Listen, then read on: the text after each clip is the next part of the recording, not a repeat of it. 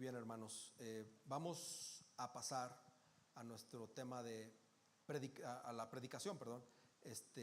Y vamos a dar continuación a nuestra serie de sermones basados en el Evangelio de Marcos. ¿Te acuerdas cómo se llama nuestra serie? Ah, ya te la pusieron ahí. Puedes leer cómo se llama nuestra serie ahí. El otro día le comentaba a Rodrigo, bueno, no voy a decir de lo de la imagen, porque te van a menospreciar, hermano. Tiene un error esa imagen. El que la encuentre, Rodrigo le regala una Biblia. Marcos, ¿por qué no me ayudas poniéndote de pie? Abres tu Biblia en Marcos. Ya no vean la imagen, luego lo van a encontrar. Yo me tardé meses en encontrar el error. Así que no debí haber dicho eso. Me quitas la imagen durante el sermón, porque van a estar todos así. Predico sobre el error de la imagen de Marcos, capítulo 3. Y vamos a estar en el versículo 7 hasta el 35. Es un pasaje largo. Amén. Marcos 3, del 7 al 35.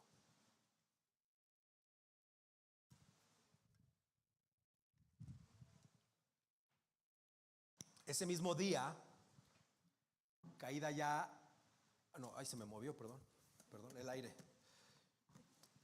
Entonces Jesús se retiró al mar con sus discípulos y una gran multitud de Galilea lo siguió, y también de Judea, de Jerusalén, de Idumea, del otro lado del Jordán y de los alrededores de Tiro y Sidón. Una gran multitud que al oír todo lo que Jesús hacía, vino a él. Y dijo a sus discípulos que tuvieran lista una barca para que él, por causa de la multitud, y dio a sus discípulos que tuvieran lista una barca para él, por causa de la multitud, para que no lo oprimieran, porque él había sanado a muchos, de manera que todos los que tenían aflicciones, para tocar a Jesús, se echaban sobre él. Y siempre que los espíritus inmundos veían a Jesús, caían delante de él y gritaban: tú eres el Hijo de Dios. Pero él les advertía con insistencia que no revelaran su identidad. Después Jesús subió al monte, llamó a los que él quiso, y ellos vinieron a él. Designó a 12 para que estuvieran con él y para enviarlos a predicar y para que tuvieran autoridad de expulsar demonios. Designó pues a los 12: Simón, a quien puso por nombre Pedro; Jacobo, hijo de Zebedeo; y Juan, hermano de Jacobo, a quienes puso por nombre Boanerges, que significa hijos del trueno; Andrés, Felipe, Bartolomé, Mateo, Tomás, Jacobo, hijo de Alfeo, Tadeo, Simón el cananita, y Judas Iscariote, el que también lo entregó. Jesús llegó a una casa y la multitud se juntó de nuevo, a tal punto que ellos ni siquiera podían comer. Cuando sus parientes oyeron esto, fueron para hacerse cargo de él, porque decían: está fuera de sí. Y los escribas que habían descendido de Jerusalén decían: tiene a Beelzebú y expulsa a los demonios por medio del príncipe de los demonios. Llamándolos junto a él, Jesús les hablaba en parábolas. ¿Cómo puede Satanás expulsar a Satanás? Si un reino está dividido contra sí mismo, ese reino no puede perdurar. Si una casa está dividida contra sí misma, esa casa no podrá permanecer. Y si Satanás se ha levantado contra sí mismo y está dividido, no puede permanecer, sino que ha llegado su fin. Pero nadie puede entrar en la casa de un hombre fuerte y saquear sus bienes si primero no lo ata. Entonces podrá saquear su casa. En verdad les digo que todos los pecados serán perdonados a los hijos de los hombres y las blasfemias con que blasfemen. Pero cualquiera que blasfeme contra el Espíritu no tiene jamás perdón, sino que es culpable del pecado eterno, porque decían: tiene un espíritu inmundo. Entonces llegaron su madre y sus hermanos, y quedándose afuera, mandaron a llamar a Jesús. Y había una multitud sentada alrededor de él, y le dijeron: tu madre y tus hermanos están afuera y te buscan. ¿Quiénes son mi madre y mis hermanos?, les dijo Jesús. Y mirando a los que estaban sentados en círculo alrededor de él, dijo: aquí está mi madre y mis hermanos. Porque cualquiera que hace la voluntad de Dios, ese es mi hermano y hermana y madre. ¿Por qué no oramos? Padre, gracias por tu palabra que acabamos de leer. Señor, te pedimos en el nombre de Jesús que nos sea revelada tu verdad, que con humildad podamos reconocer la realidad de nuestro pecado en nuestro corazón. No permita, Señor, que nuestro pecado, que aún hay, ensombrezca la verdad de tu evangelio, sino que al contrario, Señor, seamos humildes y obedezcamos y actuemos en arrepentimiento. Gracias, Señor, porque me permites una vez más hablar tu palabra, predicar en tu nombre. Señor, que tu Espíritu Santo hable a cada uno de mis hermanos y a los corazones de todos los aquí presentes, y que no sea yo quien hable, sino que el Espíritu Santo de todo poder sea el que habla a cada uno de ellos. En el nombre de Cristo Jesús te pedimos esto, Señor. Amén. Puedes tomar asiento. Titulé este sermón: Jesús define cómo debemos relacionarnos con Él. Seguramente este gran pasaje tú has escuchado 1, 2, 3, 4 sermones, quizá 2, pues ahora vas a escuchar uno, con toda esta información. Pero hay algo muy importante que quiero que mantengas en tu mente. Jesús define que para relacionarnos con Él debemos ser discípulos que hacen la voluntad de Dios. Jesús define que para relacionarnos con Él debemos ser verdaderos discípulos que hacen la voluntad de Dios. No sé cómo fue tu caso, pero cuando conoces a los papás de tu pareja, son ellos, al menos me tocó así, ya no sé ahora, pero son ellos los que marcan la pauta de cómo debemos relacionarnos con ellos mismos. O sea, los suegros te marcan la pauta de cómo tú te vas a relacionar con ellos. El suegro te aplica y te platica cosas, experiencias acerca de él, y de entrada sabes cómo va a estar la cosa si él te tutea o no, o te habla de usted. Entonces, en consecuencia, tú ya sabes cómo empezar a dirigirte a hablarle a él. Te hacen ver horarios y los límites. Muy similar a cómo es la relación con un jefe nuevo. En esa primer junta que el jefe llega o que te llama a la oficina o a su oficina, el jefe nuevo define las reglas de la forma en la que le gusta a él trabajar y de lo que espera de ti. Inclusive algunos te dicen: mira, en tu papel donde dice lo que debes, tus funciones, todo esto, pues ahí dirá una cosa, pero a mí me gusta que, y te empieza a decir él cómo le gusta. Él marca la pauta también. No sé si has estado, bueno, a los nuevos no han estado en los otros sermones de esta serie, pero yo durante esta serie les he estado haciendo varias preguntas y que quiero retomar. Una de ellas es: ¿quién es Jesús? ¿Quién es Jesús para ti? Y espero que estas preguntas hayan estado contigo en los 2 meses que llevamos de esta serie, y que gradualmente el Espíritu Santo te empiece a responder esas preguntas. Y lo que ahora quiero preguntarte es: ¿qué reacciones provoca Jesús en ti sobre quién es Él? ¿Qué reacciones provoca Jesús en ti sobre quién es Jesús en ti o para ti? Esto es muy importante. Hemos aprendido que Jesús es el Hijo de Dios, que vino a ejercer su ministerio.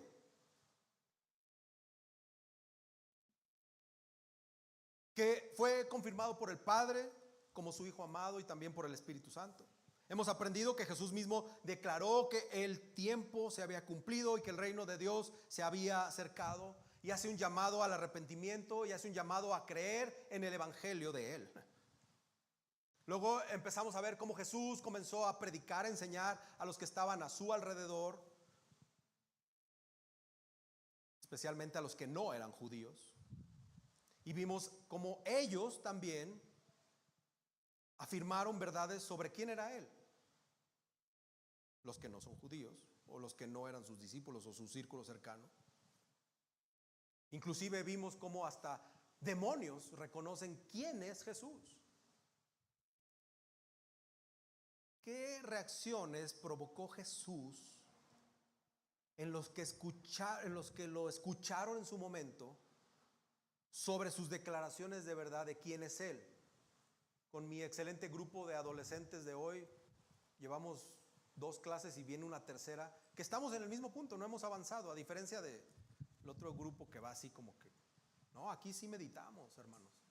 Vénganse al grupo de adolescentes, ¿o no, Patricio? Puro rockero así. Empezamos a ver, y los demás, los que están en el otro grupo de capacitación del curso 1, empezamos a ver estas verdades sobre la divinidad de Jesús, que el mismo Jesús dice, afirma. El mismo Jesús afirmando que Él es Dios. ¿Cómo habrán reaccionado o qué reacciones provocó Jesús a quienes lo escucharon? Es más, hoy mismo aquellos que empiezan a escuchar por primera vez que Jesús es Dios, que Él dice yo soy, que dice el Padre y yo somos uno. ¿Qué reacciones provoca en ti escuchar eso? ¿Cómo es que Jesús define cómo debemos relacionarnos con Él? Y lo primero que quiero que veamos es que la multitud lo está buscando por lo que Él les daba. Vemos en estos del versículo 7 al 12 eso, una gran multitud que lo sigue de diferentes lugares y que están sobre Él, por Él, hacia Él, quieren tocarlo. Muchos consideran que este es como un resumen, este pasaje como un resumen de lo que significa el ministerio de Jesús y que inclusive que está siendo reafirmado sobre lo demoníaco. Pero vemos grandes multitudes. ¿Qué piensas con la palabra multitud? No sé, 500. La salida del Estadio Azteca después de que ganaron las Águilas. Multitudes. No sé cuántos son, 1,000, 2,000. Quiero pensar que va en miles, porque cuando Pedro predica fueron 3,000. ¿Cuánta gente había escuchando a Jesús? No sé, pero eran muchos acudiendo a Jesús. Ahí seguramente había fariseos, había herodianos, estos herodianos que la semana pasada en el último versículo lo quieren matar. Dice que queremos destruirlo. Seguramente ya le habían puesto precio a su cabeza. Yo no sé si por eso Jesús se va al mar. Si me quieren matar, vámonos. Aquí se está poniendo fea la cosa. Más vale tener preparada una barca ahí porque no sabemos qué vaya a pasar. Lo que quiero decir es que la gente estaba loca por Jesús. Y ve la gran diversidad que había en esa multitud. Había mezclas de judíos y gentiles de un montón de lugares del norte de Israel, Galilea, del sur, Judea, de Jerusalén, que muchos eran judíos, un lugar que se llamaba Idumea, que es el sureste de Judea, otros de una zona llamada Decápolis, es muy famosa, que era del otro lado del Jordán. Vinieron de todos lados, multitudes. Y podemos ver esta mezcla étnica que, hermanos, nos recuerda que el reino de Dios va a estar formado por personas de toda tribu y de toda nación.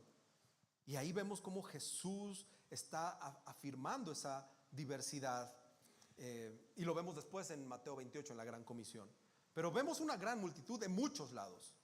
La popularidad de Jesús estaba en aumento, iba creciendo. Y por lo mismo había presión. La gente empezaba a presionar. No es lo mismo atender a unos pescadores, a 4, a 3 primero, que a multitudes. Hay presión. Y yo creo que cualquier persona que hoy está sirviendo al Señor, no importa en el área en la que estés, puedes empezar a vivir bajo presión por el Señor.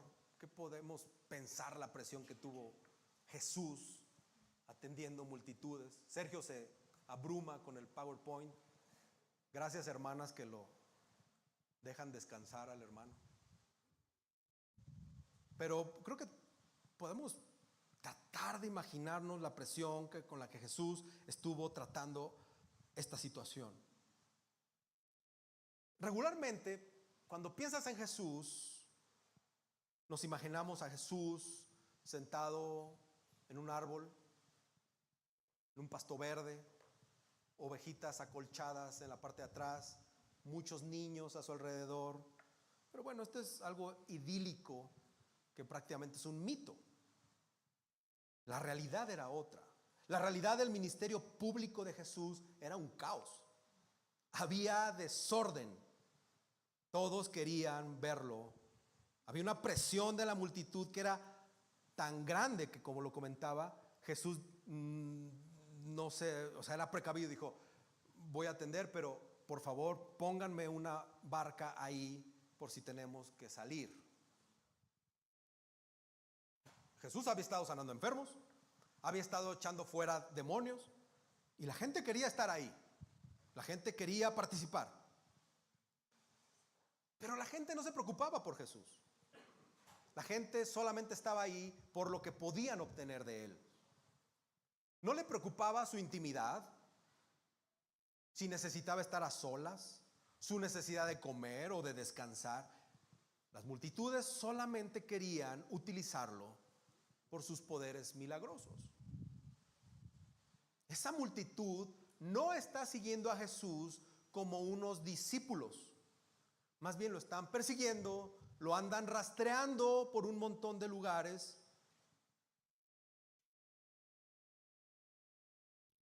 Parece que ellos solo veían una visión de Jesús como de mago, creyendo que si lo tocaban iban a estar bien. Inclusive la multitud casi aplasta a Jesús. Pero a pesar de ello vemos a un Jesús que se toma tiempo y a pesar de la situación extrema sana a muchos. Él no se retira sin ayudar a nadie.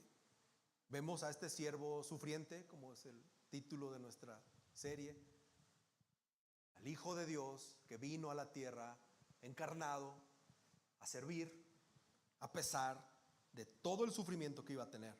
Eso era mínimo con lo que él iba a vivir más adelante. Pero esta multitud alrededor de nuestro Señor Jesús reacciona a su ministerio de una manera particular. Por eso no pierdas de vista el título y el argumento de este sermón. Esta multitud reacciona ante el ministerio de Jesús de una manera particular. Ellos lo están hostigando, inclusive a pesar de que están poniendo en riesgo la integridad de Jesús. A pesar de que Él los sanaba, ellos estaban echados sobre Jesús, se echaban sobre Él. Lo querían tocar. ¿Qué nos dice esto? Que las multitudes solamente lo querían utilizar para su conveniencia. Ahora yo te pregunto, ¿cómo reaccionas tú a las preguntas, ¿quién es Jesús para ti? Ahora que tú tienes más conciencia de quién es Jesús y de lo que Jesús vino a hacer a la tierra, ¿cómo reaccionas ante esto? Lo que, hermanos, es un hecho es que nuestro Señor Jesús no quiere ser tratado como una especie de reserva de poderes mágicos. ¿Quién es Jesús para ti? Te vuelvo a preguntar. ¿Cómo te relacionas con Jesús? ¿Cómo Jesús define tu relación con Él?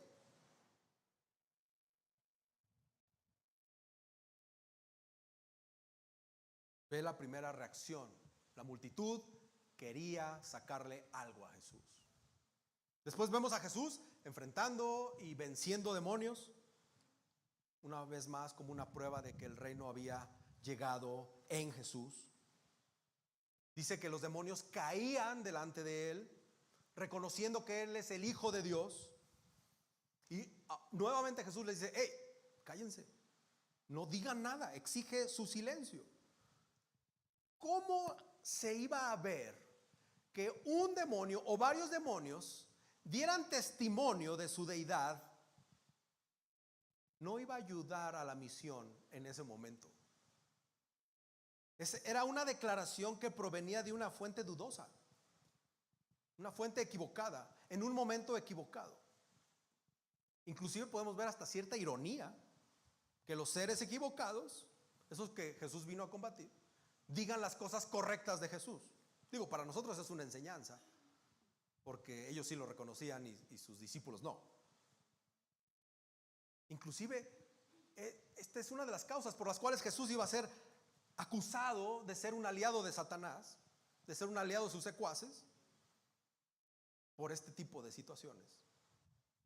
Aún así, Jesús, impulsado por el Espíritu Santo, no por los seres impuros, está sirviendo, está ayudando. Y vemos cómo Jesús, con una plenitud,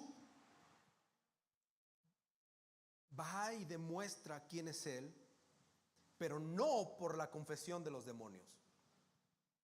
Después Jesús lo iba a demostrar en la cruz. Todavía faltaba para que esto sucediera. Vemos tumultos de personas convenencieras, demonios rindiéndose a Jesús, pero es Jesús quien pone la pauta de cómo se van a relacionar las personas, inclusive los demonios, con Él. Puedes ver para dónde va la línea del mensaje. Yo sé que pueden ser sermones particulares, pero en estos 4 bloques se ve una línea sobre las personas reaccionando ante Jesús y cómo Jesús define cómo debemos relacionarnos con Él. Las respuestas tanto de las multitudes como de los demonios iban en función de sus intereses. ¿Acaso será que nosotros respondemos ante Jesús de la misma manera? Ante nuestros propios intereses. ¿Funcionamos igual? ¿Buscamos a Jesús en función de lo que nos puede dar? Es algo que tenemos que estar meditando. Lo segundo es que Jesús llama a sus discípulos para equiparlos al ministerio. De los versículos 13 al 19 vemos cómo Jesús va al monte y llama a los que Él quiso. Ellos vienen a Él. Él designa a 12 personas. Lo hace lejos de la multitud, dice que se fue a un monte. Inclusive Lucas 6:12 dice que oró toda la noche antes de llamarlos. Eso fue una enseñanza para mí, que tengo que orar mucho más para que el Señor levante líderes en esta iglesia. Lo confieso. Pero ahora Jesús selecciona a 12 a los que les va a encomendar la tarea de dirigir la iglesia, de proclamar el evangelio entre las naciones. Esto fue una decisión crucial de Jesús en la construcción de su reino. Selecciona a 12 personas concretas y estos acuden. Como sus discípulos, lo iban a seguir, iban a estar con Él e iban a aprender de Él. Como discípulos eran aprendices, eso es un sinónimo de discípulo, un aprendiz. Pero ahora como sus apóstoles, además de amigos, iban a ser compañeros de trabajo de Jesús, porque ellos iban a colaborar en el crecimiento del reino. Puedes ver el contraste entre las multitudes que lo querían y los discípulos que lo seguían. No solamente hay una referencia al tamaño de los grupos, sino a la relación que hay con Jesús. ¿Qué relación tenían las multitudes exigentes, convenencieras con el maestro? ¿Y qué relación tenían los discípulos, ahora apóstoles, con su maestro? Estos apóstoles iban a ser pilares de la iglesia, tanto en palabra como en acción. Ellos iban a ayudar a construir el reino de Dios. Era un trabajo serio. Tan serio que Jesús lo hace ahorita, en ese momento, perdón, y dura aproximadamente 3 años capacitándolos, donde deben de estar observando, donde deben de estar aprendiendo del propio Jesús. Es una relación completamente diferente entre los apóstoles ahora y las multitudes. Y también eran personas con una variedad de orígenes diferentes. Mientras estudiaba el pasaje, pude encontrar cosas muy interesantes. Bartolomé no se llamaba Bartolomé, no se sabe cómo se llamaba. Bartolomé significa hijo de Talmaí, pero no sabemos qué nombre tenía el famoso Bartolomé. Triste, ¿no? Que seas un pilar de la iglesia y no sepamos cómo te llamas. O Judas Iscariote, este es un dato también interesante. Posiblemente Judas Iscariote era un sicario, literal. Iscariote viene de la palabra sicario en griego. No sabemos. También había un revolucionario ahí, un peleonero de esos grupo de choque. Era un grupo diverso. Pero hermanos, tenían algo en común. Este grupo diverso, donde a lo mejor tenías un sicario y alguien que nadie sabe su nombre, y otro, un recaudador de impuestos, y uno que no quiere pagar impuestos, había algo que tenían en común. Jesús los había llamado y fue Jesús quien dio la pauta de cómo ellos iban a relacionar con Él, y podemos ver la reacción de ellos siguiendo a Jesús. Tengo mucho eco en el audio, ¿me ayudas tantito? Podemos ver, hermanos, que la Biblia es brutalmente honesta. La Biblia señala tanto éxitos como fracasos, los describe en toda la Biblia, vemos eso, y lo hace con integridad. Y podemos ver un ejemplo de la fealdad de la humanidad caída en Judas Iscariote, quien traicionó a Jesús. Ahí Jesús en el texto hace como un spoiler alert, dice, y Judas Iscariote también lo entregó. Es del único que dice eso. Y sabes que en todas las listas del evangelio, de los 4 evangelios, cuando se habla de Judas, sale al final y en todas dice quién lo traicionó, el que lo traicionó. Judas fue elegido por nuestro Señor Jesús para estar con Él. Ese hombre iba a servir por un buen tiempo. Ese hombre dio pruebas de lealtad, incluso sirvió como tesorero, aunque después fue deshonesto de su tarea. ¿Dónde está mi tesorero? Siéntate acá enfrente, hermanos, queremos verte.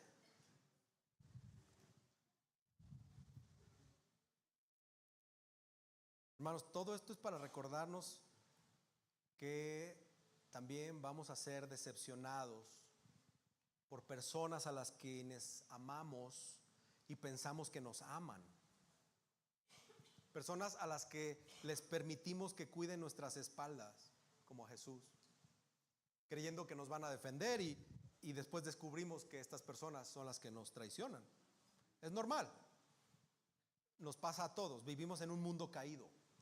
Y si Jesús fue traicionado por su amigo, pues ya sabes lo que te espera, o sea, te va a pasar, si no es que ya te ha pasado, y te va a pasar muchas veces.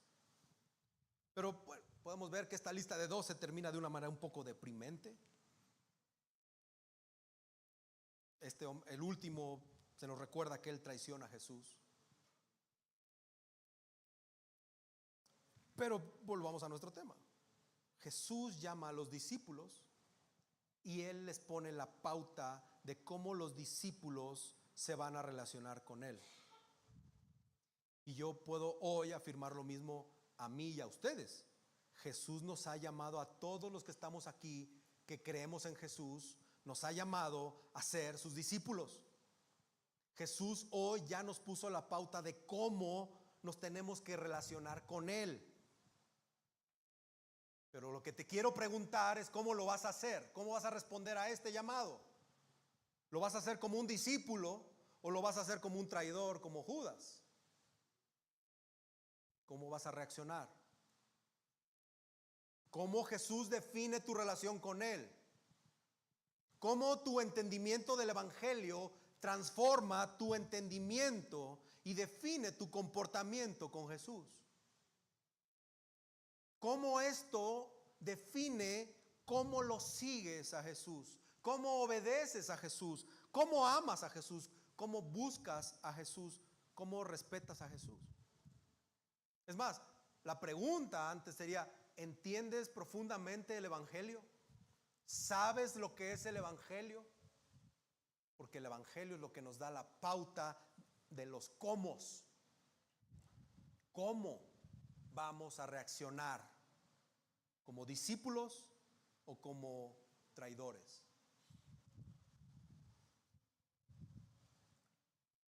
Tercer punto que quiero hablar con ustedes es que la multitud piensa que Jesús está endemoniado y loco.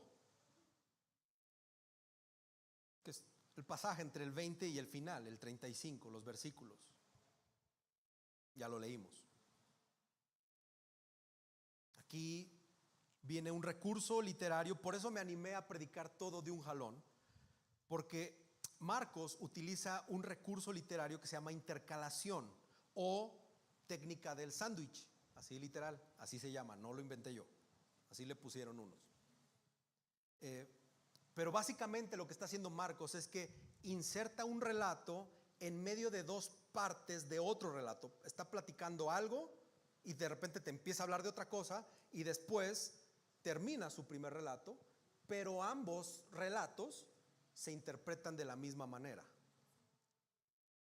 Entonces tenemos Jesús y la multitud en el versículo 20, luego aparece la familia de Jesús en el 21 y viene la acusación de los escribas y la respuesta de los escribas, ese es el jamón del sándwich, y después vuelve a aparecer la familia y al final aparece Jesús y la multitud. Entonces, por eso es que este pasaje se presta a predicarlo todo de un jalón. Y Marcos tiene muchos de estos pasajes, así lo vamos a estar predicando. El capítulo 4, el que viene, prácticamente se predica todo el capítulo 4 porque trae esta misma forma literaria. Entonces, después de esto, es que en este grupo de pasajes, una de las cosas que unen a los bloques es que hay una serie de acusaciones contra Jesús. Hay muchas acusaciones. Y la primera acusación viene de parte de la familia de Jesús y luego vienen de parte de los escribas. Y obviamente Jesús tiene que responder a su familia y también a los escribas. Y mira, una cosa es ser incomprendido, defraudado y hasta traicionado por un amigo. Eso duele, cala. Y otra cosa más difícil es poder expresar lo que se siente cuando esta incomprensión o ser defraudado o ser traicionado proviene de la familia de sangre. Aquí Jesús regresa a su casa, dice que llega a una casa y otra vez no sabemos si era su casa o la casa de Pedro y Andrés, pero aparentemente regresa a Capernaum, su centro de operaciones. Y vemos que nuevamente una multitud está ahí sobre Jesús. No sabemos si es la misma que lo anda hostigando por toda la zona o es una nueva multitud, pero van sobre de él. Parece que eso nunca iba a acabar para Jesús. Pero la casa está llena, a tal grado que no hay espacio ni para comer. No sé si estaba Jesús así y el que estaba enfrente de él formando un círculo estaba a medio metro, que no te permite comer, o quizá todos así como se paraban en el templo, todos como apretaditos, Metro Hidalgo, así, predicando Jesús en el metro, así, lleno. No podía comer Jesús. No había espacio para él. No te quejes del calor, hermano. Imagínate todos apretados aquí y yo predicándoles. Algo así.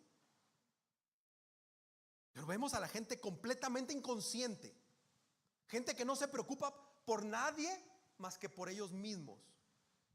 Acaparando a Jesús, utilizándolo por su poder para sanar. Estas personas no entienden en absoluto que su verdadera misión y su agenda, la agenda de Jesús, es llegar a la cruz y tratar con su verdadero problema, que era el pecado. Estas personas no veían eso. Es más, todavía hoy hay personas inconscientes que carecen de una mentalidad del reino que reflejan este error de la antigua multitud. Hoy seguimos viendo esto. Eso que se ve en la multitud, hoy lo vemos aquí. Lo seguimos viendo. Personas que solo ven por ellos mismos. No estoy hablando de tu vecino que no es cristiano, ni de tu tía que no es cristiana. Estoy hablando de ustedes y de los que nos decimos cristianos. De esos estoy hablando. Que hay personas que no tienen la mentalidad del reino, que solo ven para ellos mismos, que solo quieren ser atendidos ellos, sin comprender para lo que fuimos llamados: servir. Y luego vemos a la familia de Jesús que se entera que está agobiado. La familia de Jesús se entera que está en esta situación, que ni siquiera puede comer. Quiero pensar de más, esto no es bíblico, no dice la Biblia, pero estaba su mamá, sus medios hermanos, y lo ven ahí. Pues puede ser real una preocupación, pero ellos deciden hacerse cargo de él. En otras versiones dice llevárselo. Otras versiones de la Biblia dicen tomarlo. ¿Por qué? Porque ellos están convencidos que Jesús está fuera de sí. Esta es una acusación fuera de sí que es alarmante, es inquietante. Literalmente significa estar loco. La familia de Jesús se lo quiere llevar o lo quieren tomar porque creen que está desquiciado. La familia de Jesús no entiende quién era Jesús ni a qué había venido Jesús. La familia de Jesús. Estamos hablando que ya pasó tiempo. Jesús ya empieza a mostrar su obra redentora y su familia no lo reconoce. Y otra vez, puede que su familia haya estado genuinamente preocupada por Jesús, su madre de su hijo, sus hermanos de su hermano, pero simplemente reaccionan de una manera que pareciera que no sabían quién era Jesús. Hay otra teoría como que en esa época era muy preocupante el tema de la vergüenza familiar y que pudiera ser que hay un comportamiento erróneo de Jesús. O sea, dicen literal que oso nos va a hacer quedar mal este cuate a la familia. También porque es un tema de contexto. Había mucha preocupación por el que dirán. Sin embargo, viéndolo desde la óptica de la familia, Jesús era un fanático religioso, que estaba dañando el nombre de la familia y que además era un peligro para él mismo. Entonces también nos iba a poner en peligro a nosotros porque estaba loco. Hay que detenerlo. O si esto pasara hoy, dirían, medíquenlo para que se calme. Pero es increíble que en ese momento la familia no supiera quién era Jesús, ni siquiera qué estaba haciendo Jesús. ¿Te das cuenta? Acabamos de hablar de los dos círculos más cercanos de Jesús, sus discípulos, que sí respondieron bien en ese momento, y de otro círculo muy cercano a Jesús, que es su familia de sangre. Jesús empieza su ministerio aproximadamente a los 30, 33 años.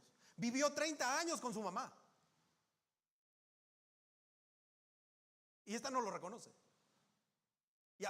Y no nada más no lo reconoce, dice, está loco. ¡Wow!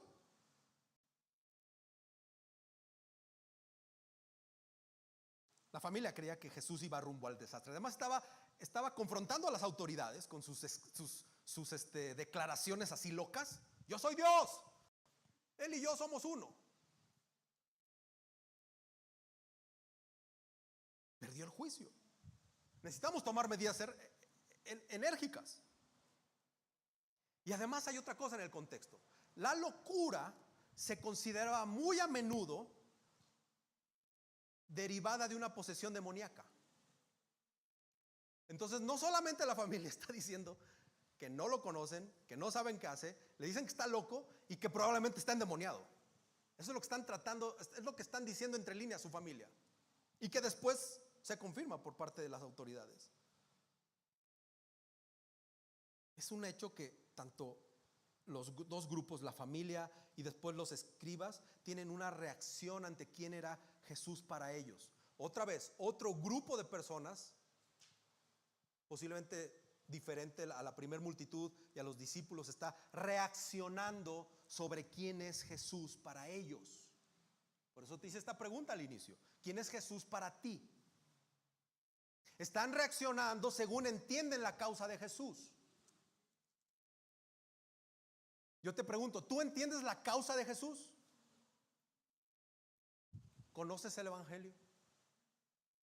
¿Entiendes la causa de Jesús hoy en el 2024, en plenas elecciones en México? Es más, ¿la causa de Jesús te mueve a tus afinidades políticas? ¿La causa de Jesús te mueve? ¿Entiendes la causa de Jesús? Sí, estoy repitiendo mucho. Es adrede. Jesús está trayendo tanta atención que los escribas bajan de Jerusalén. Ya viene una comitiva ya pesada de escribas de Jerusalén. Tienen que ver qué está pasando, que este nuevo maestro, qué está haciendo. Y empieza a correr el rumor de blasfemia que llega a los oídos de esta comitiva. Y además la influencia de Jesús va en aumento entre las multitudes. Entonces ellos tienen que ver qué está diciendo. Y además ahora dicen, por lo que estamos viendo, Jesús y Belcebú tienen acuerdo. Este Jesús está poseído por un espíritu inmundo. Otra vez, esta acusación se va a repetir constantemente en el ministerio de Jesús. Estamos hablando de una acusación que tenía que ver en desacreditar a Jesús, en distanciarlo de las multitudes, de la población en general donde estaba haciendo influencia. Y este famoso Belcebú era un nombre de dios cananeo, de un dios cananeo, que básicamente dice que es el príncipe de las tinieblas, Satanás. Para cuando cantes la canción de Rapsodia Bohemia, te fijes lo que dice, porque habla de Belcebú, o dice una parte, ¿no?, que Belcebú me ha posesionado a mí, para que no roques. De eso está hablando la Biblia. Y luego se acusa que Jesús está expulsando demonios porque tiene el poder de Satanás. ¿Puedes ver el tamaño de la acusación?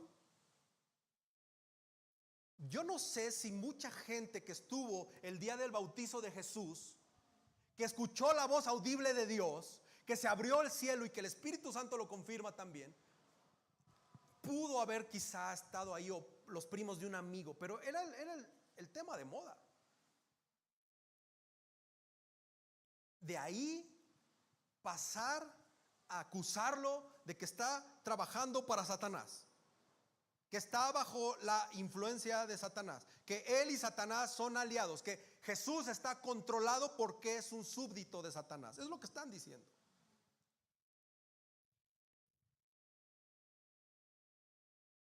Había muchas sospechas sobre Jesús. Jesús reacciona ante tales acusaciones y lo hace de una manera soberbia, y lo hace de una manera con un lenguaje figurado. Pongan atención. Lo hace con analogías. Ese es el término parábola.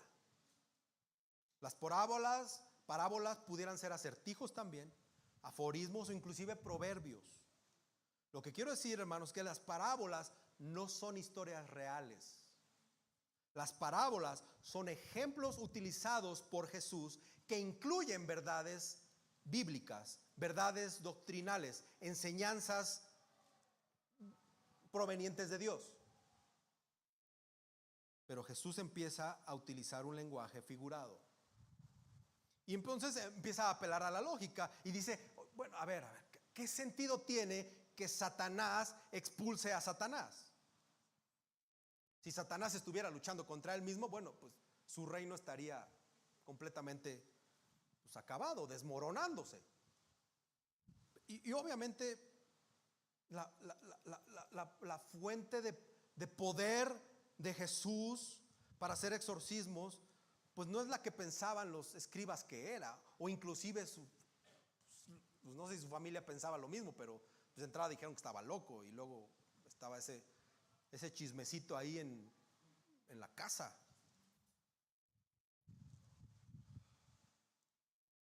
Por años yo mal interpreté este pasaje, y algunas iglesias me dijeron que yo tenía el poder para atar y desatar. Jesús está explicando que el que ata, que Él es el que ata al hombre fuerte. Jesús está diciendo que Él, o sea Jesús, no yo, Él, Jesús, es el que saquea las posesiones de esta persona. Específicamente iban a ser sus cautivos. Jesús es el adversario de Satanás, no es el aliado de Satanás.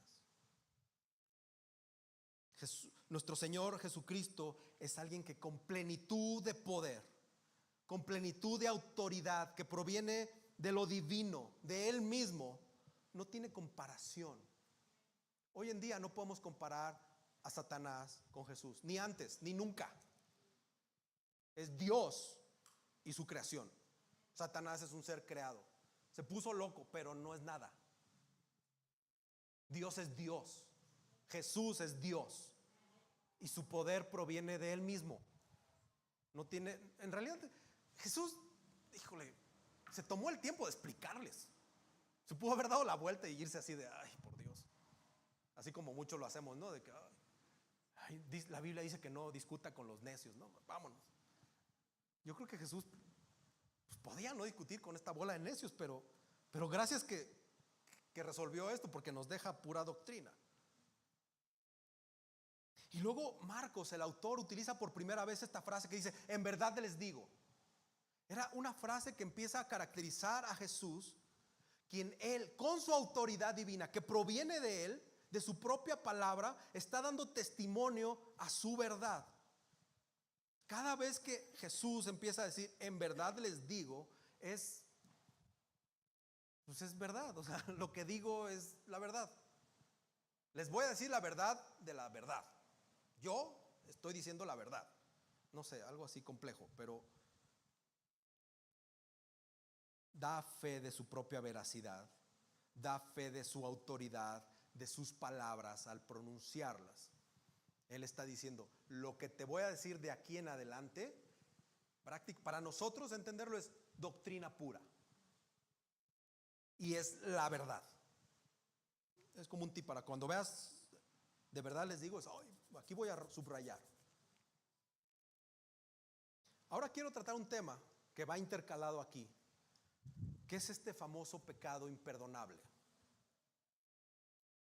Tranquilos, hermanos.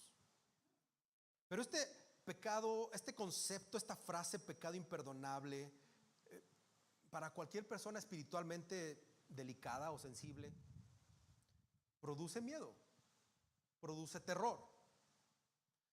Es como, esta frase es como prima de las palabras anticristo, falso profeta, la gran tribulación, el lago de fuego. Ahora, estas palabras no dejan de ser impactantes para el peso del pecado que es real y el juicio que es seguro. Lo aclaro, no estoy haciendo mofa de esto. Pero en realidad, pon atención, el pecado imperdonable, esta frase no existe en la Biblia. La frase tal cual, pecado imperdonable, no existe en la Biblia. El concepto se puede identificar, inclusive en tu Biblia, como pecado eterno. Ese es el verdadero concepto y definición de lo que se está diciendo aquí en el versículo 29. Esto está denotando un pecado que una vez cometido no va a ser perdonado y va a haber una condenación eterna en el infierno, en el lago de fuego. La pregunta, pastor, ¿entonces existe el pecado imperdonable? La respuesta es sí. ¿Y cuál es exactamente ese pecado, pastor, para no cometerlo? ¿Puede un cristiano cometer ese pecado? Mira, sea cual sea ese pecado, que ahorita lo voy a aclarar. Lo que tiene que estar en nuestra mente es que debemos abordar este pecado con mucha seriedad, con mucha gravedad posible. Cuando Dios dice, parafraseo, quien cometa este pecado nunca va a ser perdonado, ahí sí, no hay quien le mueva. No hay esperanza del cielo ni vida eterna. Lo que dice Dios, dice Dios.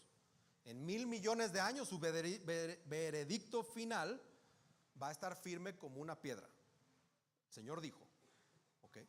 Déjame leerte lo que dice el pastor John Piper al respecto. Si el perdón se retiene por la eternidad, la culpa se sella por la eternidad. Dios nunca es neutral al pecado. O lo perdona o lo castiga. No ser perdonado por Dios para siempre es sufrir su ira para siempre. Entonces, si hay alguna advertencia que nos obligue a huir del pecado con temor y temblor y a correr a Jesús con mucha fe y con arrepentimiento, seguramente es este pecado. Eso lo tenemos que tener siempre conscientes.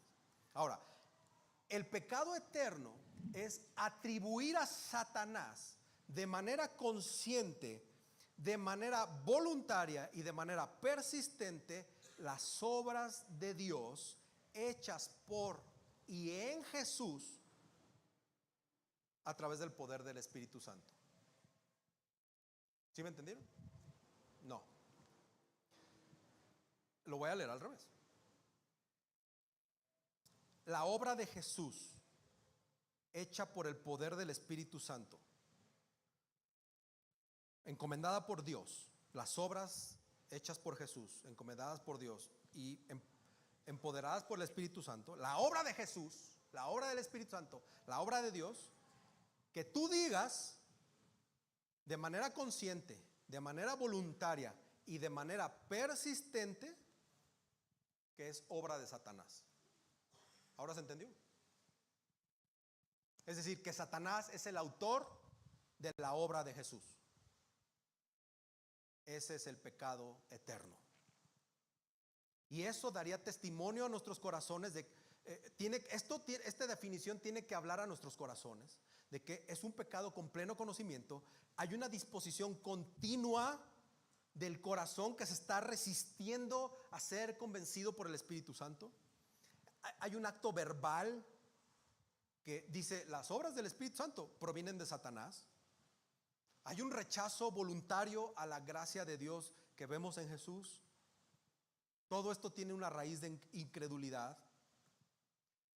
Pero yo podría afirmar que este pecado no lo puede cometer un cristiano. Es más, el hecho de preocuparte por haber cometido el pecado eterno indica que probablemente no lo hayas cometido. Todos con cara de, ¿fui yo? ¿No fui yo? ¿Lo dije o no lo dije? Un verdadero cristiano tiene temor de Dios. Ni siquiera nos puede pasar en la cabeza que Satanás es el que está controlando a Dios. Y no lo puedes afirmar con tus palabras. Que digas, no, pues no lo voy a decir, no sea que me vaya yo a... ¿Me explico, hermanos? Tengo que tocar esto porque viene en el texto y tiene que ver cómo reaccionaron las personas. Lo que quiero que te quedes es que esto debe despertar en ti la gravedad del pecado contra Dios, un Dios santo y justo, un Dios que no le guiña el ojo al pecado. No te preocupes por el pecado imperdonable o el pecado eterno, pues. Preocúpate por tu pecado de andar viendo pornografía. Preocúpate por tu pecado de robar. Preocúpate por tu pecado, cualquier pecado que sabes que Dios aborrece que hagas. Por eso preocúpate. Por cómo estás pecando contra tus hijos. Bueno, no.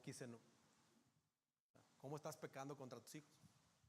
¿Cómo estás pecando contra tu esposo? Dios es santo, es justo y no le gusta que peques, punto. Entonces, veámoslo desde otra perspectiva.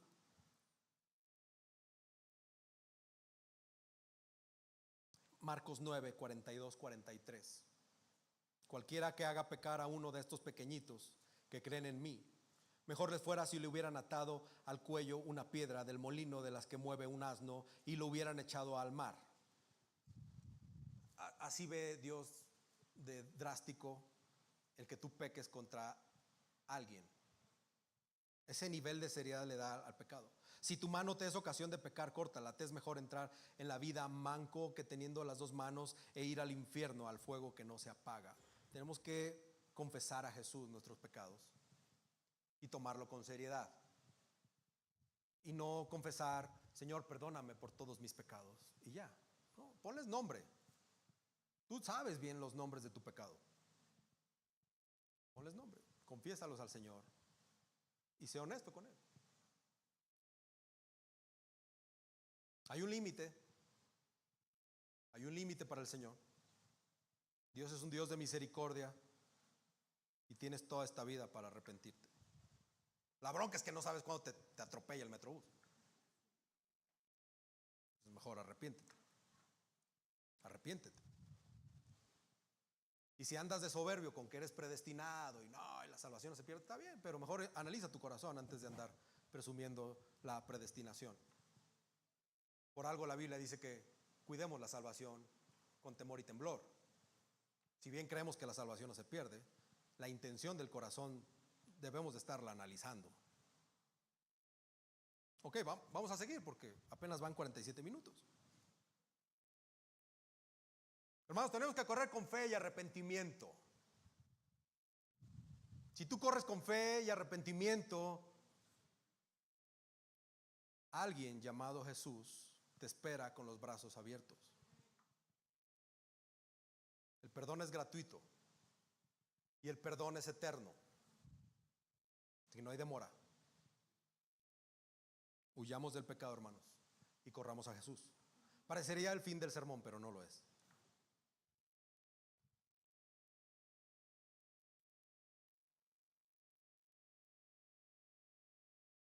Viene otro punto sumamente complicado e intenso. Así que no te desesperes porque esto está todavía más rudo. Versículos 31 y 35 nos muestran la visión que Jesús tiene sobre su nueva comunidad y cómo esta nueva comunidad tiene que responder a Él sabiendo quién es Él. Y esto es el parentesco espiritual y no la relación física, haciendo la base fundamental de la familia. Jesús empieza a redefinir la familia. Yo te pregunto, ¿quién es tu verdadera familia? Se dice fácil, hermana. Se dice bien fácil, hermano. Pero ¿tu familia en la fe realmente es tu prioridad número uno? No contestes, contesta en tu corazón. Versículo 35 es un punto central y la razón principal de este sermón. Porque cualquiera que hace la voluntad de Dios, ese es mi hermano y hermana y madre. Vemos que la familia natural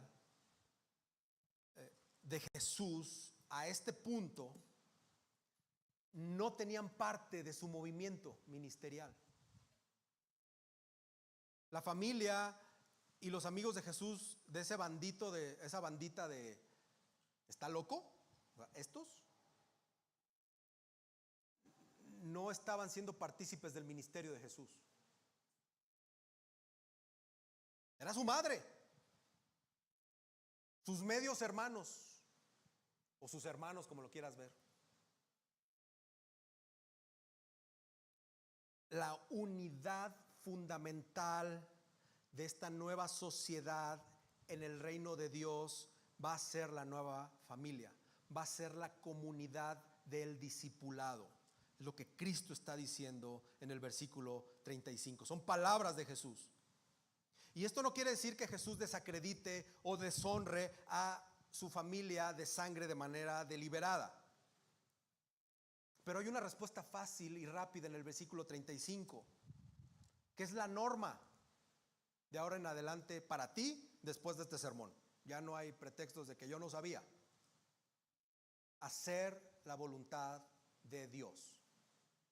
Hacer la voluntad de Dios. Cuando Jesús pone el honor de Dios por encima de su familia, no está deshonrando a su familia. Está siendo más honorable porque está poniendo a Dios como prioridad. El versículo 34, otra vez nos regresamos un poquito. La sala está repleta de personas atraídas por Jesús. Aman sus milagros. Están viendo cómo echa fuera demonios. Nada más pasa y se caen los demonios. O se salen del que estaba adentro, no sé. Les encantaba el show. Les encantaba lo que Jesús podía hacer por ellos.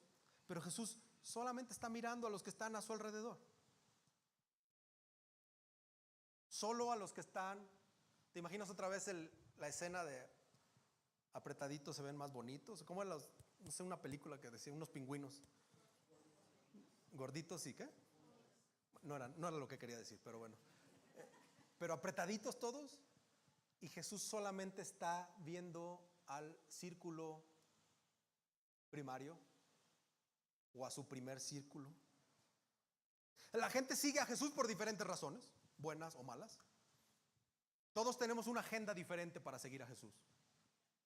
Mi hermano allá tiene un problema, mi hermana de acá tiene otro, y ese problema está siendo la agenda para seguir a Jesús. Puede ser buena tu razón. Si me la dices, pues igual te digo que es mala, no lo sé. El problema es que eso no es lo que Dios está diciendo. El problema es que pues no se trata de ti directamente. Dios te va a ayudar a ti, pero no se trata de tu agenda. No se trata de tus problemas, ni siquiera de tu situación económica. Se trata de Dios y lo que piensa Dios, y eso cómo te va a bendecir a ti. Algunos lo quieren a Jesús, unos quieren a Jesús, otros quieren lo que Él les puede dar y lo que Él puede hacer por ellos. Unos siguen a Jesús por lo que es Jesús, y otros nada más lo siguen porque idealizan a Jesús como, pues no sé, un reformador, el Che Guevara, no sé, lo idealizan. Ven a alguien que puede encajar en su mundo. Hoy 2024 venía platicando con mi esposa en la mañana y le digo, no entiendo muchas cosas de las nuevas generaciones. Me siento incapaz. Le pido a Dios que me dé sabiduría. No, de verdad, a veces no entiendo. A los viejos como yo igual podrán comprenderme. Igual los nuevos dicen, ¿y este señor por qué no entiende? Pero en este mundo de ensimismamiento, muchos siguen a Jesús porque Él puede encajar en su mundo, en sus deseos, en sus planes, en sus prioridades, en sus ideas preconcebidas. Y yo te pregunto, ¿y tú quieres a un Jesús a tu modo? ¿O buscas al Jesús de la Biblia que moldea tu cosmovisión? ¿A quién sigues? Sé honesto contigo mismo y bueno, delante de nuestro Señor que está aquí presente. Sé honesto con el Señor. ¿Sigues al Jesús de la Biblia? Jesús dijo que su verdadera familia estaba ahí, pero no todos estaban incluidos. Jesús hace una declaración clara, sencilla, general sobre quienes forman parte de la familia de Dios. Cualquiera al que me pongas, que haga la voluntad de Dios. Lucas 8:21 dice, los que oyen la palabra de Dios y la ponen en práctica. Hay un pastor y escritor llamado Kent Hughes. Dice, la obediencia no origina una relación con Dios, eso lo hace la fe. Pero la obediencia es una señal de ella. Esta nueva relación familiar establecida por Jesús es muy superior, es mucho más fuerte, es mucho más satisfactoria, también es más exigente y es mucho más querida que cualquier relación familiar humana. Estamos hablando de una relación eterna, con personas que fueron salvadas por Él, con personas con las que vamos a compartir la eternidad. Es una relación familiar proveniente de la gracia inquebrantable de Dios. Personas que recibieron su gracia y personas que están marcadas por ser humildes y obedientes. ¿Puedes ver cómo Jesús está definiendo la manera en que nos tenemos que relacionar con Él? Sí, todo este rollote para decirte que solo aquellos que hacen la voluntad de Dios. Ahí están las multitudes, ahí están los discípulos, otras multitudes, su familia, los escribas, personas que tienen un pensamiento de Jesús y que reaccionan por cómo ellos ven a Jesús.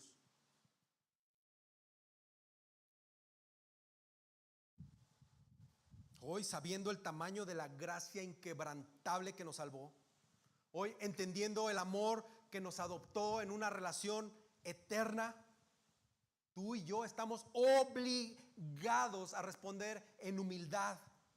Estamos obligados a responder en obediencia, de seguir a Jesús con honestidad y no para nuestros propios intereses, nuestros propios fines, inclusive priorizando a la familia de la fe como Jesús lo hizo. Pastor Tim Keller habla al respecto y dice: Jesús nos introduce voluntariamente a la familia del Padre a su costa. Él murió por nosotros, fue despojado por nosotros. Hoy nos sentamos a la mesa del Padre vestidos con la ropa de Jesús, con su anillo en el dedo. Todo por Jesús. Debemos celebrar y vivir el hecho de que somos miembros de una familia de su reino. Y todo no es a costa nuestra, es a costa de nuestro hermano mayor Jesucristo. Y yo pregunto, ¿vives cada día como si fueras un miembro de la familia de Dios, aceptado y amado? Hoy Jesús te dice cómo debes reaccionar y relacionarte con Él. ¿Lo estás haciendo? Iglesia, la voluntad de Dios tiene una importancia crítica en toda la Biblia. Esto marca eras en la Biblia. Los que hacen la voluntad de Dios, los que reniegan de la voluntad de Dios. Tenemos muchos ejemplos. Y quiero leerte versículos porque tiene que ver con esto. Hechos 13:22: cuando lo quitó, les levantó por rey a David, del cual Dios también testificó y dijo: he hallado a David, hijo de Isaí, un hombre conforme a mi corazón, que hará toda mi voluntad. Dios está marcando el paso. Jesús marca el ritmo también. Romanos 12:2, todos se lo saben. Y no se adapten a este mundo, sino transfórmense mediante la renovación de su mente, para que verifiquen cuál es la voluntad de Dios, lo que es bueno y aceptable y perfecto. Pablo, apóstol de Cristo Jesús, por la voluntad de Dios, en 2 Corintios 1, por la voluntad de Dios. Así se definía Pablo. Pablo por la voluntad de Dios. Efesios 6: no actúen así solo cuando los estén mirando, como los que quieren agradar a la gente, sino como siervos de Cristo, que de corazón hacen la voluntad de Dios. Primera Tesalonicenses 4: porque esta es la voluntad de Dios, su santificación, es decir, que se abstengan de la inmoralidad sexual. Te fijas, en todos está estos mandatos: hacer la voluntad de Dios, ir conforme a la voluntad de Dios.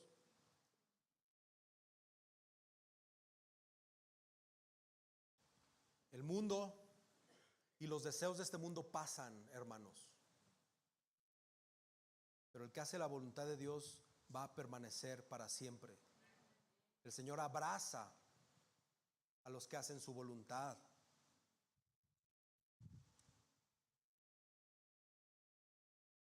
Es bien difícil, casi imposible. Y aquí es cuando entra el Evangelio. Porque yo te preguntaría, ¿haces la voluntad de Dios? ¿Haces la voluntad de Dios? ¿O finges hacer la voluntad de Dios? O quizá oras media hora y dices: el Señor me habló, y dices hacer la voluntad de Dios? No lo sé, solo tú sabes. Pero lo que vemos aquí es que la característica de un verdadero miembro de la familia de Dios es la obediencia al Padre. ¿Quién obedece al Padre? ¿Cómo se obedece al Padre? ¿Cómo se hace la voluntad de Dios? Bueno, hay muchos mandatos. Quiero mencionar 3. Busca primero el reino de Dios y justicia. Ama a Dios por sobre todas las cosas y ama a tu prójimo como a ti mismo. Eso es hacer la voluntad de Dios. Busca cumplir sus mandatos, todos.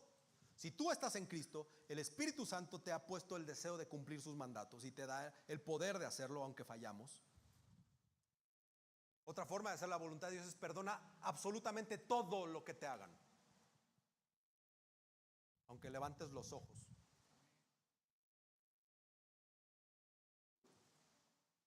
Perdona todo lo que te hagan. Busca la santidad de manera continua. Da fruto del Espíritu. Que cuando te vean digan, mira, ahí viene un mini Cristo. Da fruto del Espíritu este. Está difícil.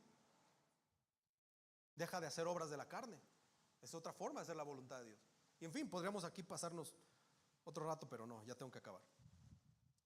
Quiero cerrar con esto, hermanos. Espero hayas anotado esto porque esto es importante. Jesús define que para relacionarnos con Él debemos ser verdaderos discípulos que hacen la voluntad de Dios.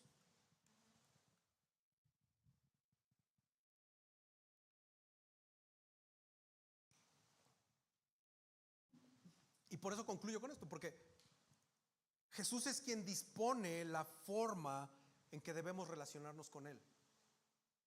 No se trata otra vez de ti o de mí. No se trata de lo que tú piensas o de la manera en que tú interpretas la Biblia. Es más, no se trata de las iglesias que te dicen ni siquiera haz esto, haz lo otro. No se trata de eso. Se trata de Jesús.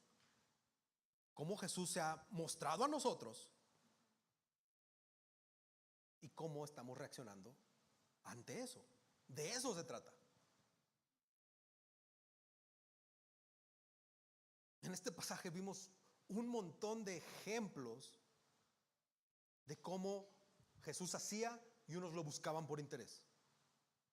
Jesús llama a unos y estos le obedecen. Se sacrifica por muchos y estos le dicen que está loco o endemoniado. La familia se lo quiere llevar por loco y él dice, no, espérense, las cosas son así.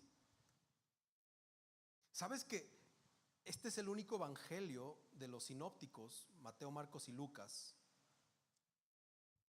que realmente habla de este pasaje de la familia? Porque como ya lo dije creo que al principio de Marcos es un evangelio pues un tanto agresivo para el tema del contexto original. Habla cosas de manera muy enfática y pareciera que Mateo y Mateo y Lucas no quisieron tocar este tema escabroso, y Marcos sí habla de eso. Eso es interesante. Bueno, acabemos. ¿Quién es Jesús para ti?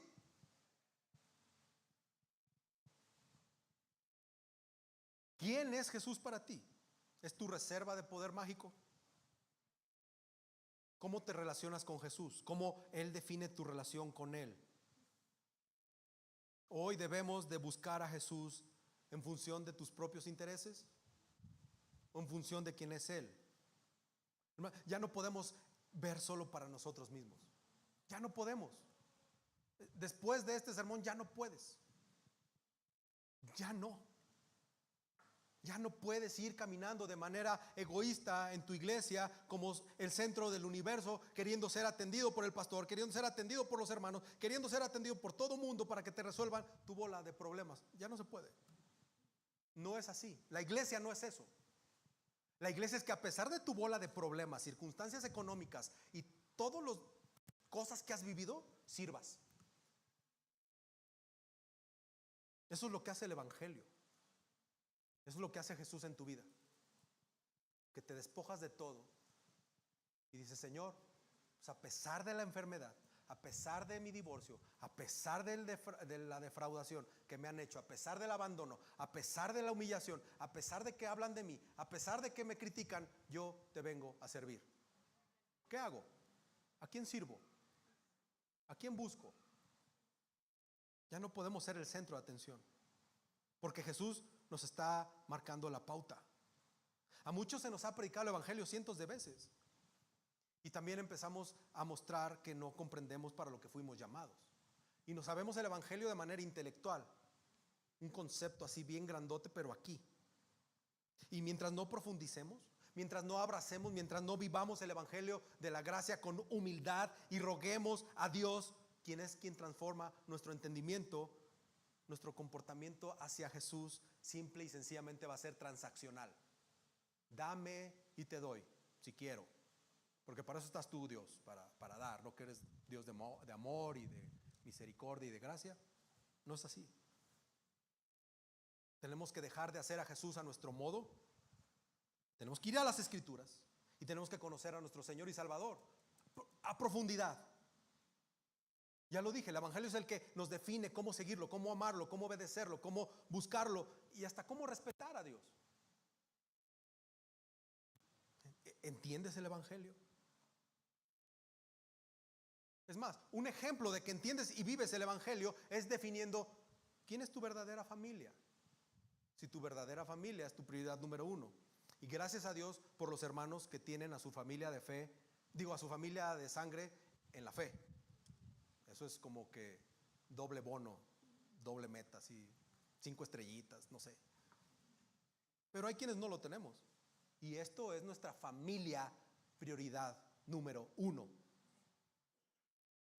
Para que se los deje claro, mis hijos no están aquí y no son mi prioridad número uno. Son ustedes. Puedes decir lo mismo. Ese es el reto. Eso es lo que te llama Jesús. ¿O solo presumes de dientes para afuera? ¿O tu soberbia te autoconvence pues que así es, pero al final, pues los que están aquí son los conocidos del domingo? O sea, es mi grupo dominical y ya. Saliendo de aquí me voy con mi verdadera familia. Recuerda esto, cuando tú aprecias el tamaño de la gracia inquebrantable, inmutable y eterna de Dios con la que te salvó, cuando tú entiendes el amor con el que fuiste rescatado de las garras del infierno, tú vas a reaccionar diferente. Estamos exigidos a reaccionar diferente, a responder con humildad, obediencia, amor, con honestidad, porque Jesús nos llamó, Jesús nos da la pauta. Tenemos que caminar con esa firme intención. Amén. Señor, queremos poner en tus manos estas verdades porque nos cuestan mucho trabajo, Padre. La verdad es que caminamos por la vida presumiendo que somos cristianos, con nuestra Biblia bajo el brazo, y cuando llegan estas verdades absolutas que son difíciles, no las queremos obedecer. Nos cuestan trabajo. Seguimos viviendo en el orgullo, seguimos viviendo con soberbia, seguimos siendo traidores como Judas hacia ti, Señor. Esta mañana, esta tarde, quiero pedirte en el nombre de Jesús que hagas un milagro en nuestros corazones. Un milagro que no podamos entender, pero que simplemente empecemos a ver a todos los hermanos de esta iglesia como nuestra prioridad número uno, porque así tú lo mandas. Pero más que eso, que hagamos tu voluntad, porque es la manera en que tú, Señor, nos estás llamando a ser tus discípulos, haciendo tu voluntad. Que reaccionemos ante ti, Jesús, por lo que eres, no por lo que nosotros queramos que tú seas. Quítanos de nuestra mente esas ideas preconcebidas que podemos exigirte, que podemos reclamarte, que podemos abandonarte porque no nos cumples las cosas. Y haznos verdaderos esclavos tuyos. Haznos verdaderos discípulos que se quitan la capa por dársela a otro, que caminan la milla extra por servir a otro. Que tengamos un conocimiento profundo, sólido de tu obra redentora. que dejemos atrás todas estas ideas de que nos tienen que servir, de que tú nos tienes que servir. Padre, danos arrepentimiento. Sabemos que no podemos en nuestras fuerzas. Sabemos que solo por la obra de Jesús esto ha sido consumado. Pero es tan difícil obedecerte. Simplemente es difícil. Y te necesitamos.